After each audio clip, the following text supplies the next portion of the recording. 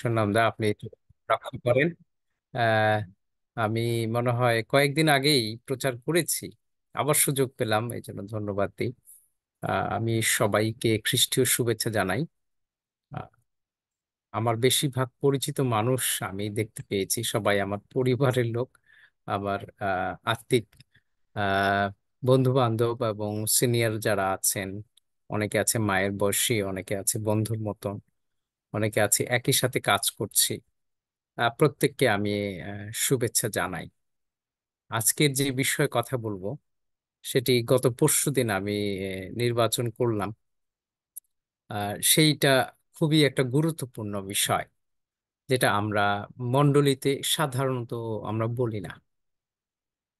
আর সেটি হচ্ছে আমাদের স্বাস্থ্য।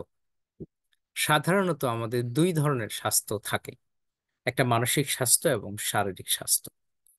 তো কোনো কোনো ক্ষেত্রে হয় যে আমাদের শারীরিক স্বাস্থ্য যদি ভালো থাকে তাহলে মানসিক স্বাস্থ্য খারাপ থাকে। কিন্তু মজার ব্যাপার, এই মানবীয় জীবনে বেঁচে থাকার জন্য এই দুই ধরনের স্বাস্থ্য আহ, একান্তই প্রয়োজন এবং একে অপরের পরিপূরক। আর সেখানে বাইবেলও এর উপর অনেক জোর দিয়েছে।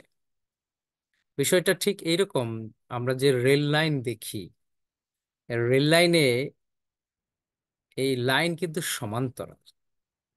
যদি সমান না হয় তাহলে রেল তার নির্দিষ্ট জায়গায় যেতে পারে না। সো রেলকে যদি আমরা চিন্তা করি, রেল লাইন এবং একটা ইঞ্জিন বা বগি, তার একটা নির্দিষ্ট লক্ষ্য থাকে। এই রেলের উপরেই তার নির্ভরতা হয়। তো আমাদের জীবনের প্রত্যেকের একটা উদ্দেশ্য থাকে এবং আমরা একটা নির্দিষ্ট জায়গায় যেতে চাই। যদি আমাদের এই দুই স্বাস্থ্য ভালো না থাকে তাহলে আমরা যেতে পারি না।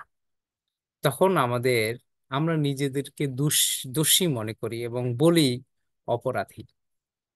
এর নানা রকম ব্যাখ্যা আমরা দিয়ে থাকি, অজুহাতও দিয়ে থাকি। তো দেখি পবিত্র শাস্ত্র এই বিষয়ে কি বলেছেন। আমি জানি আপনারা এই বিষয়ে অনেক জ্ঞান রাখেন, কিন্তু আমি উৎসাহের সহিত আপনাদেরকে শুধু চেতনা বাক্য দিতে চাই পবিত্র শাস্ত্র থেকে। আসুন আমরা পবিত্র শাস্ত্র থেকে দেখি। আমি একটু স্লাইড শেয়ার করব। আশা করি আমাকে আহ আপনারা হোস্ট করেছেন, যদি সম্ভব হয় একটু যদি হোস্ট করা যায়। আমি দু একটি পথ আজকে একটু স্লাইড শেয়ার করব ভাবছি। তাহলে আপনারা বাইবেল পথটুকু আর বাইবেলে পড়তে হবে না, এখান থেকেই পড়তে পারবেন। এটা করতে করতে আমি একটু বলতে চাই যে আমরা যারা বিভিন্ন বয়সের আছি, আহ, এই আমাকে একটু কোহোস্ট করবেন ততক্ষণ। আমি আহ, এই সময় চেষ্টা করব। বিভিন্ন বয়সের আমরা থাকি। অনেকের বয়স অনেক হয়ে যায় কিন্তু অসুস্থতা থাকে না। আবার অনেকে আছি যে অল্প বয়সে আমরা অসুস্থ হয়ে যাই। এর দুটো কারণ থাকে, একটি হচ্ছে হেরিডিটি এবং আরেকটি হচ্ছে খাদ্য অভ্যাস। তো আমি একটু বেশ সচেতন হচ্ছিলাম। তো মাঝখানে আমার এক মাসিমা, তিনি আমাকে নিমন্ত্রণ করেছিলেন। আর তিনি আমার স্বাস্থ্য দেখে আমাকে খুবই বকাবকি করলেন। আমি এটা ফেসবুকে দিয়েছিলাম। তো আমাকে সে বলেছে যে আর কোনো ডায়েট কন্ট্রোল চলবে না। সাধারণত মায়ের জাত, মায়ের ভালোবাসা, আমাকে এই হ্যাংলা পাতলা দেখে তার অনেক মায়া হয়েছে এবং তার মন ভেঙে আছে। তো তিনি আমাকে বললেন, না আর কোনো কোনো খাওয়া দাওয়া কমানো যাবে না, খাওয়া বাড়াতেই হবে। পরে আমি আবার একটু খাওয়ার প্রতি আবার জোর দিলাম। সো আশা করি এতক্ষণ হয়ে গেছে। ইয়েস। সো পবিত্র শাস্ত্র, আপনারা কি দেখতে পাচ্ছেন আমার সুনন্দা? একটু যদি হ্যাঁ দাদা, আওয়াজ। দেখা যাচ্ছে। দেখা প্রেজ দ্য যাচ্ছে। লর্ড। হ্যাঁ, থ্যাংক ইউ যাচ্ছে। So much. পবিত্র শাস্ত্রে একটা কথা আছে, আহ, সেটি আমরা যাত্রা পুস্তক 23 অধ্যায় 25 পদ। এইখানে লেখা আছে, আমি একটু বড় করতে চাই, আশা করি বড় দেখতে পাচ্ছেন। হ্যাঁ দাদা, দেখতে পাচ্ছি। গুড। Praise the Lord.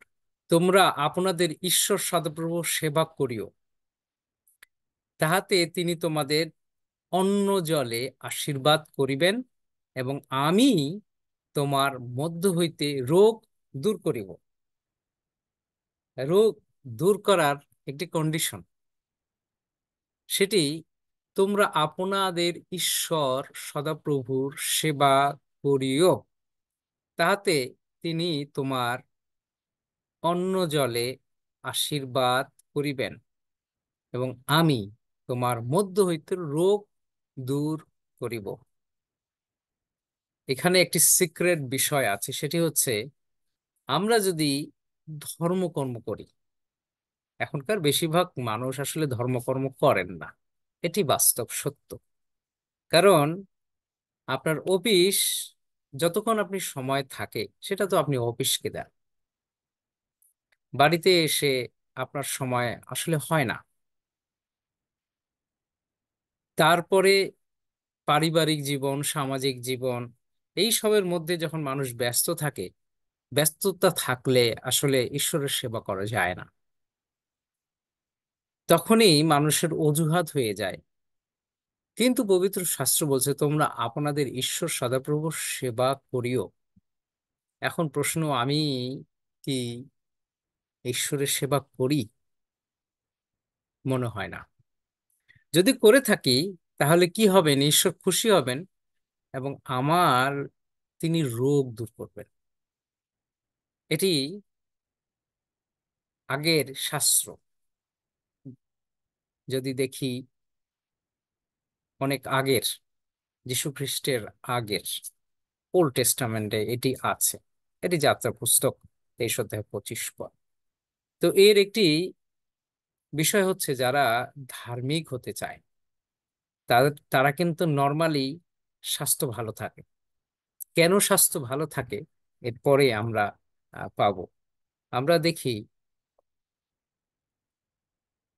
নতুন নিয়মে 3 যোহন 1 অধ্যায় 2 পদে এই কথা বলছে, প্রিয়তম প্রার্থনা করি যেমন তোমরা তোমার প্রাণ কুশল প্রাপ্ত, সর্ববিষয়ে তুমি তেমনি কুশল প্রাপ্ত হও ও সুস্থ থাকো। এটি সাধু পৌলের লেখা।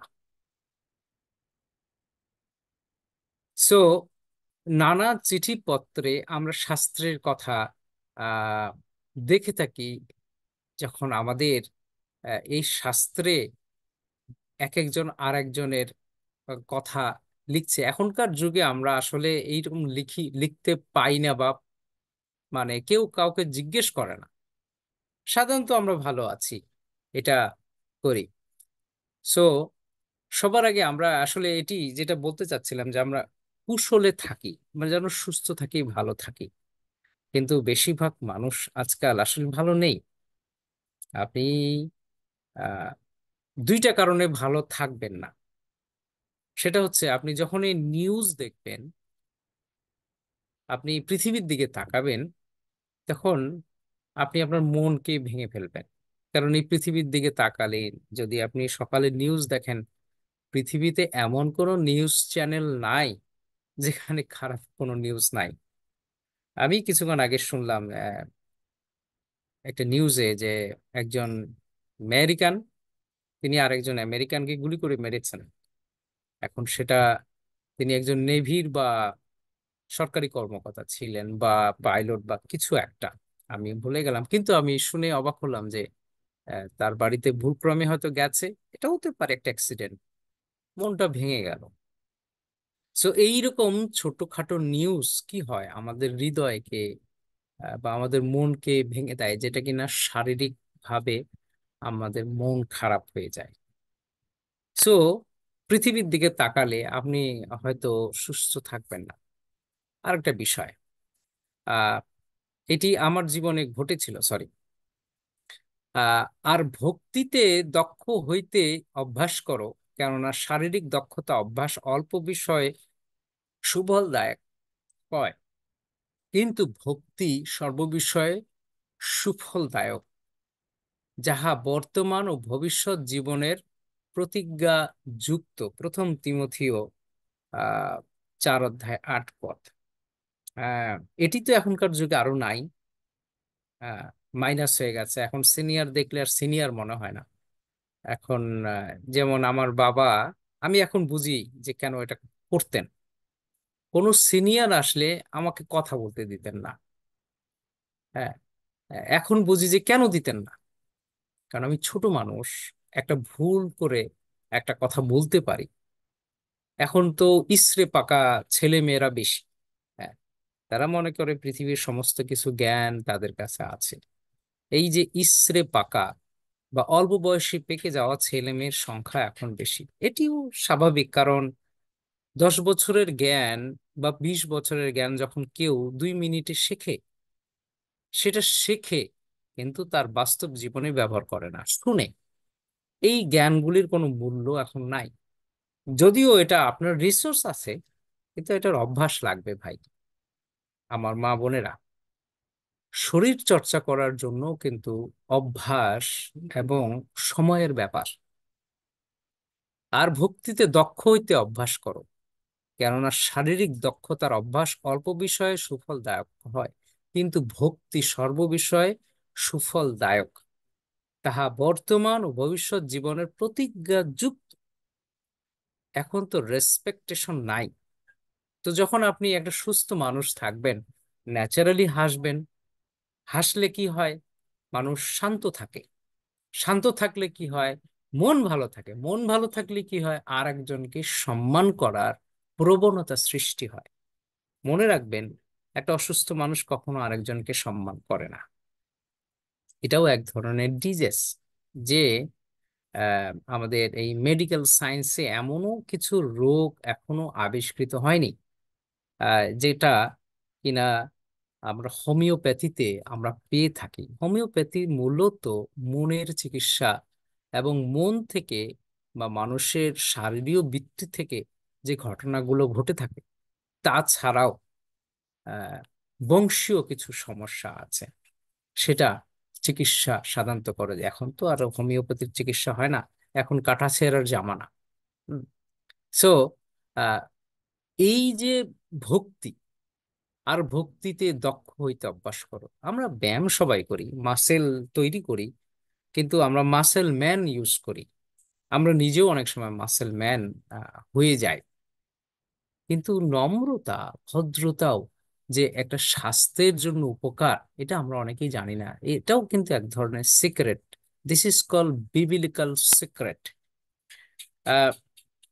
পবিত্র শাস্ত্র আমাদেরকে বলে আমাদের শরীরের যত্ন নেওয়ার জন্য। কিন্তু খালি প্রতিদিন, আমি যেমন প্রতিদিন সকালে উঠি, ব্যায়াম করি, চেষ্টা করি।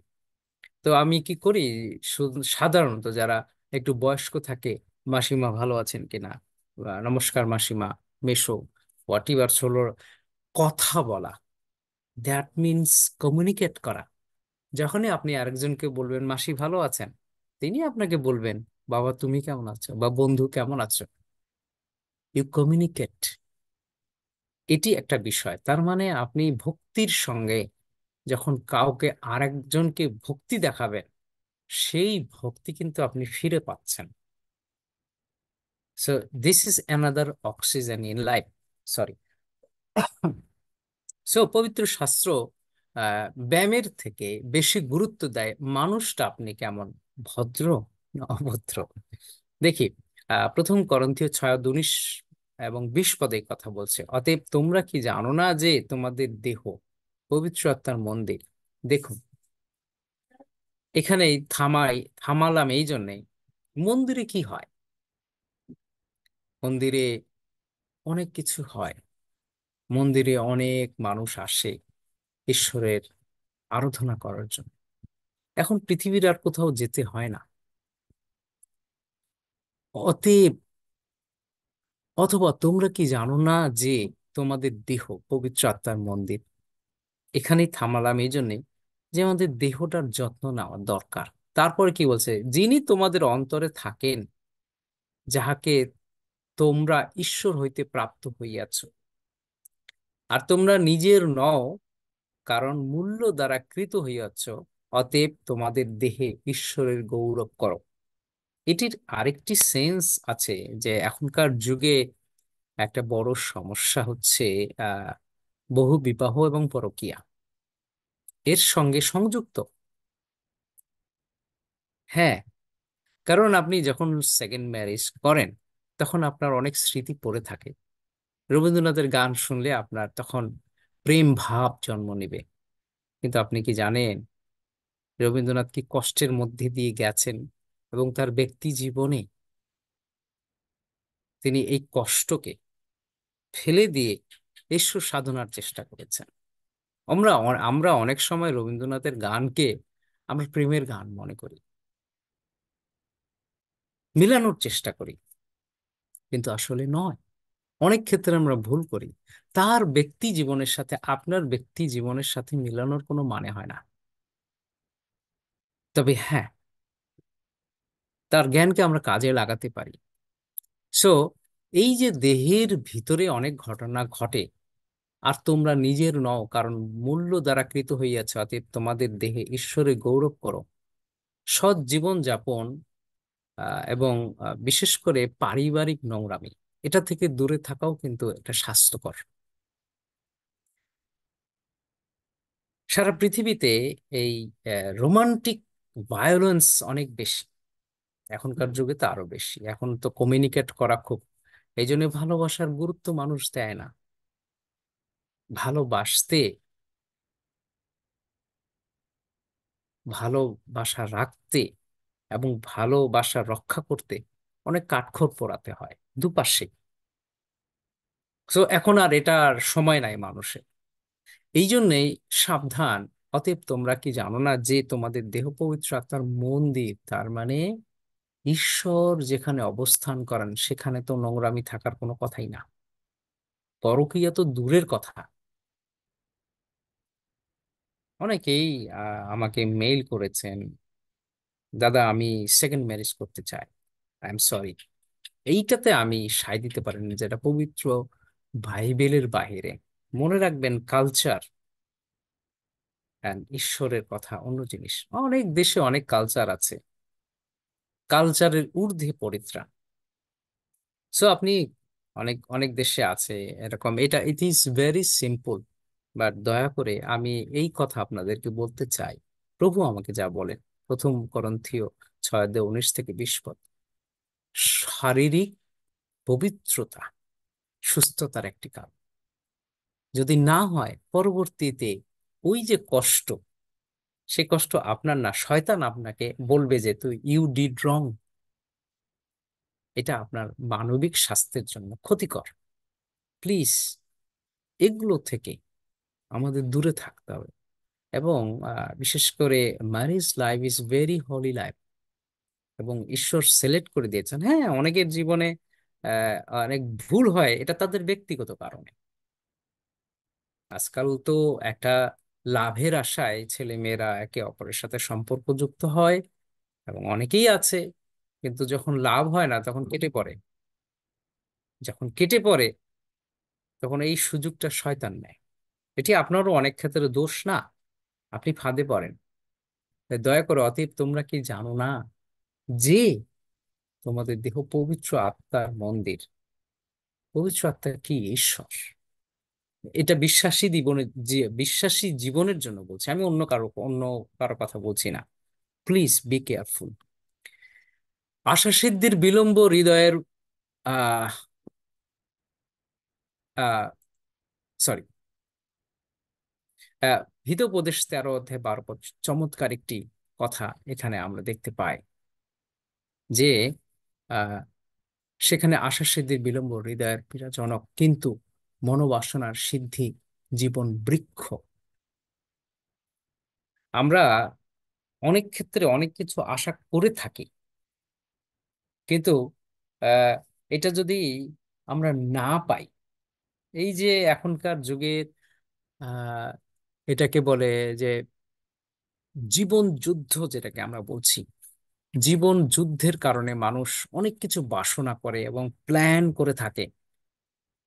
এটা অনেক ক্ষেত্রে একটা মানুষের জন্য বার্ডেন হয়। এখনকার ছেলে মেয়ে তার খুশি মতো পড়াশোনা করায়, এটি একটা বার্ডেন। কিন্তু মনোবাসনার সিদ্ধি জীবন বৃক্ষ। একটা লক্ষ্যের জন্য একটা নির্দিষ্ট সময় আছে। সো এই সময়ের জন্য ওই গাছটিকে তৈরি হতে হয় তাকে ফল দেওয়ার জন্য। আর সেটা মনের ভিতরে একটা বাসনা থাকুক, আর সেটা হচ্ছে সেই জানে যে তা করে। কিন্তু আমি আমার ছেলে মেয়েকে ডক্টর, ইঞ্জিনিয়ার বা বড় প্রেসিডেন্ট বানাতে চাই, এটা হয় না। অনেক ক্ষেত্রে কিন্তু আমরা অপরকে এরকম দেখতে চাই, কিন্তু তিনি কি চান সেটা আমরা চাই না। এটাও কিন্তু মানবিক স্বাস্থ্য বা মানসিক স্বাস্থ্যের জন্য খুব হিতকর। মথি 9 অধ্যায় 12 পদ, তাহা শুনিয়া তিনি কহিলেন, সুস্থ লোকদের চিকিৎসকের প্রয়োজন নাই, বরং পীড়িতদের প্রয়োজন আছে। দেখুন, কোনো না কোনো ভাবে আমরা হয় শারীরিক অথবা আত্মিকভাবে অসুস্থ। আর সলিউশন আছে পবিত্র শাস্ত্রে। যীশুখ্রিস্ট এই জন্য খুব সহজ ভাবে বলছেন, যারা অসুস্থ, কেউ যদি মনে করে না I am okay, okay, that's fine. কিন্তু আপনি যদি মনে করেন না আমি অসুস্থ আছি, you need a doctor, that doctor is the word of God. সুস্থ লোকদের জন্য চিকিৎসকের প্রয়োজন নাই। তাহলে বলুন, আপনি পৃথিবীতে এক প্রান্ত থেকে অপর প্রান্ত খুঁজে দেখুন কোন মানুষটা সুস্থ আছে। যদি অসুস্থ থেকে থাকে তাদেরকে আসতে হবে। পবিত্র শাস্ত্র আরেকটি সুন্দর কথা বলেছে যে হিতোপদেশ 16 অধ্যায় 24 পদ, মনোহর বাক্য মৌচাকের ন্যায়, তা প্রাণের পক্ষে মধুর, অস্থির পক্ষে স্বাস্থ্যকর। আমি আরেকটা সিক্রেট আপনাদের কাছে বলতে চাই, আপনারা অনেকেই জানেন, তবুও এই কথা বলছি। মনোহর বাক্য মৌচাকের ন্যায়, একটু ভেবে দেখুন, তাহা প্রাণের পক্ষে মধুর, অস্থির পক্ষে স্বাস্থ্যকর। আপনাদেরকে আমি সময় থাকলে হতো ভালো হতো যে আপনারা জানেন যে প্রতিদিন সেলের মৃত্যু হয় এবং প্রতিদিন সেল তৈরি হয় আমাদের শরীরে। আমরা যে প্রোটিন খাই, যে মেটাবলিজম হয় আমাদের শরীরে, এখানে আমাদের রেগুলার আমাদের সেল মরে যায় এবং আমাদের নতুন সেল তৈরি হয়, যেটা কিনা পবিত্র শাস্ত্র এটা রিসেন্টলি আবিষ্কার হয়েছে। কিন্তু আপনি জানেন এই হিতোপদেশ কত আগের, সেটা এটা প্রমাণ করছে যে মনোহর বাক্য মৌচাকের ন্যায়, তাহা প্রাণের পক্ষে মধুর, অস্থির পক্ষে স্বাস্থ্যকর। অস্থি বৃদ্ধি করে, তার মানে এক একটি কোষ তৈরি করে নতুন নতুন। সেটা কিভাবে? মনোহর বাক্য। এখনকার আমি পালকদের মধ্যেও খেয়াল করেছি যে তারা ভালো কথা বলতে ভুলে গেছে, একজনকে উৎসাহ দেওয়ার কথা বলতে ভুলে গেছে। উৎসাহের কথা আপনার স্মৃতিশক্তি বাড়ায়। It's call positive attitude. অনেক মোটিভেটর আছেন, তারা পজিটিভ কথাবার্তা বলতে চান, এটি বলা যায়। তখন কি হয় দেখবেন, তাদের স্বাস্থ্য এবং আপনার যে কোষ আছে, অনেক ক্ষেত্রে এক গবেষণায় দেখা গেছে যারা সুন্দর হাসতে পারে তাদের স্বাস্থ্য এবং মনের স্বাস্থ্য এবং হাড়ের ব্লক কম হয়। কিন্তু যারা দুশ্চিন্তাগ্রস্ত, তাদের হার্ট ব্লক হতে খুব সময় লাগে না, দ্রুত হয়। কারণ আপনার মন এবং মস্তিষ্ক সমস্ত কিছু এই শরীরকে নিয়ন্ত্রণ করে। আপনি এখনই যদি একটা খারাপ নিউজ পান, আপনার শরীর খারাপ হয়ে যাবে। কিন্তু আপনি যদি ভালো নিউজ পান, ভালো কথা শোনেন, এরকম পবিত্র শাস্ত্রে দেখবেন, এখন আপনি কিন্তু আপনার মস্তিষ্ক, নিউরাল সিস্টেম আপনাকে উজ্জীবিত করছে। বিকজ কেন? আপনি ভালো কথা শুনছেন। যিশু বলেছিল সুস্থ হয়ে যাও, সুস্থ হয়ে গেছে। কিভাবে সম্ভব? ইস পসিবল, ইস পসিবল। কারণ এই বাক্যের মধ্যে মধু আছে। অনেকের মুখের কথা তো মানে কি বলবো আর, তাদের তো মুখের কথা শুনেই মানুষ বিরক্ত হয়। বাক্য তো দূরের কথা, অনেক মানুষকে দেখলেই মানুষ রাগ করে যে এই লোককে আমার পছন্দ না। আসলে এটি সত্য। কিন্তু কিছু মানুষ আছে, দেখলেই না ভালো লাগে, কিছু না বলুক, উপচার না করুক, is a good man, wise man, এরকম মনে আছে। কি হয়, আমাদের শরীরে মেটাবলিজম ভালো সৃষ্টি করে। প্রিয় সুধী, পবিত্র শাস্ত্র আমাদেরকে বলছে স্বাস্থ্য সম্পর্কে সচেতন হতে। হিতোপদেশ 17 অধ্যায় 22 পদ, সানন্দ হৃদয় স্বাস্থ্যজনক, কিছুক্ষণ আগেই যেটা বলছিলাম, হাসি খুশি, কিন্তু ভগ্ন আত্মা অস্থি শুকনো করে। এই যে ডায়াবেটিক্সের কথা এখন হয়েছে, ডায়াবেটিক্সের ইনার সেন্স ম্যাক্সিমাম, ম্যাক্সিমাম খাওয়া দাওয়া তো আছেই, কিন্তু দুশ্চিন্তা থেকে এখনকার যুগে ডায়াবেটিক্স বেশি হয়। শরীর শুকায় যায়, অস্থি, অস্থির মধ্যে বা আমাদের সেলের মধ্যে যে অক্সিজেন, যে সুগার, সেই সুগারের ব্যবহার হয় না। রক্তের মধ্যে যে সুগার, এটি ভালো মতো ব্যবহার হয় না। সানন্দ হৃদয় স্বাস্থ্যজনক, মানুষ নিজের চিন্তায়, কর্মের চিন্তায়, উম, বিভিন্ন চিন্তায় চিন্তিত, তাদের হৃদয়ে আনন্দ থাকে না, কিন্তু ভগ্ন আত্মা অস্থির শুকনো করে। মানুষের হৃদয়ে এখন অনেক কষ্ট, নানান কষ্ট, এই কষ্ট বলে শেষ করা যায় না। তখন কি হয়, মানুষ নর্মালি এত ভালো খাচ্ছেন, প্রোটিন খাচ্ছেন, ভালো জব করছেন, বাট ইউ আর সিক। কারণ একটাই, এবং শেষের দিকে এই কথা বলছি যে আমরা অনেক জ্ঞানী হয়ে গেছি এই এআই টেকনোলজির যুগে। হ্যাঁ, আর্টিফিশিয়াল ইন্টেলিজেন্স এখন তো সবাই ব্যবহার করে। আপনার দৃষ্টিতে জ্ঞানবান হইও না, সদাপ্রভুকে ভয় করো, মন্দ হইতে দূরে যাও, ইহা তোমাদের দেহের স্বাস্থ্য স্বরূপ হইবে। কিছুক্ষণ আগে মনের কথা বলছি, এখন দেহের কথা বলছি। তোমাদের অস্থির মজ্জা স্বরূপ হইবে। আমরা অনেকেই নানান ওষুধ খাই, এত ওষুধ খাই, ভাত খাওয়ার থেকে ওষুধেই যেন বেশি খাই অনেকে আছি। আহ, আমার ঠিক মনে নাই, একজন পালককে আমি দেখেছিলাম, তার দুটো ব্যাগ। তো হ্যাঁ, উনি একজন আমেরিকান পালক সম্ভবত, অনেক আগে, আমি তখন অনেক 10-12 বছর আগের কথা। তখন সবে মাত্র পরিচর্যায় আমি এসেছি, তো একটা ব্যাগে ওনার ওষুধ, আর একটা ব্যাগে এইসব প্রেসক্রিপশন। তো আমি আমি দেখে একটু অবাক আমাকে, আমি জিজ্ঞেস করলাম যে আপনার কি সমস্যা। তিনি এতগুলো রোগের কথা বলেন, আমি মুখস্থ করতে পারলাম না, এবং গাদা গাদা ওষুধ। তাই আমি বললাম, আমি কি আপনার জন্য একটু প্রার্থনা করতে পারি? আপনার এই ওষুধ, ওষুধ দেখে আমার কষ্ট লেগেছে। তো আমি ছোট মানুষ একটু, আর উনি বেশ বয়স্ক, হবে 50+। আমি একটু অবাক হয়েছি যে পৃথিবীতে বেঁচে থাকা এত সহজ নয়। যদি আগে থেকে আমরা সাবধান হই, তাহলে এত কষ্ট হয় না। আপনার দৃষ্টিতে জ্ঞানবান হইও না, সদাপ্রভুকে ভয় করো, মন্দ হইতে দূরে যাও। এই মন্দের বিষয়ে অনেকেই জানে না। অনেকে বলতে পারেন, ভাই আমি তো ভালো কাজ করছি। নো, ভালোর মধ্যেও অনেক খারাপ আছে, যেটা আমার দৃষ্টিতে ভালো। আমরা অনেকে ন্যায্যতা বলতে গিয়ে এমন ন্যায্যতা দেখাই যে সেটা খারাপ হয়। আপনার দৃষ্টিতে জ্ঞানবান হইও না, দ্যাট মিনস আমি যা জানি, ফরগেট দ্যাট। আমি কি করব তাহলে? সদাপ্রভুকে ভয় করব। তাহলে সদাপ্রভুর ভয় হলে আরেকটা জিনিস তৈরি হয়, সেটা আমরা সবাই জানি, জ্ঞানের উদ্ভব হয়।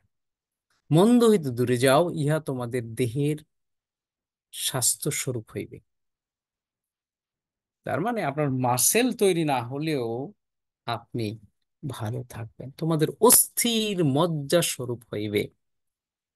প্রিয় সুধী, 1 নম্বরে আমি এসে আবারও সেই বাক্যে আসতে চাই যে তোমরা আপনাদের ঈশ্বর সদাপ্রভুর সেবা করিও। দেখুন, সেবা করাটাই ভয় করা। কেন আমি ঈশ্বরের সেবা করব? সেটি হচ্ছে আজকালকার যুগের চ্যালেঞ্জ। এবং শেষেই একই কথা লেখা আছে, আপনার দৃষ্টিতে বা জ্ঞানবান হইও না, সদাপ্রভুকে ভয় করো। এখন কনক্লুশনে এটা বলা যেতে পারে, বা আমি এটা আপনাদেরকে অনুরোধ করি, আপনি যা করছেন বা আমি যা করছি, এই কাজের মধ্যে কি প্রভুকে ভয় করার বিষয় আছে? সেটি গুরুত্বপূর্ণ। তাহলে কি হবে? আমার শারীরিক স্বাস্থ্য, মানসিক স্বাস্থ্য ভালো থাকলে সব স্বাস্থ্য এমনি ভালো হয়ে যাবে। তখন অর্থনৈতিক স্বাস্থ্য ভালো হয়ে যাবে, তখন পারিবারিক স্বাস্থ্য ভালো হয়ে যাবে, তখন রাজনৈতিক স্বাস্থ্য ভালো হয়ে যাবে, তখন পৃথিবীর সমস্ত কিছু আপনি উপভোগ করতে পারবেন। You have money, but you can not buy the sleep. You can buy a bed. That's very important. You can buy food, but you can not buy protein.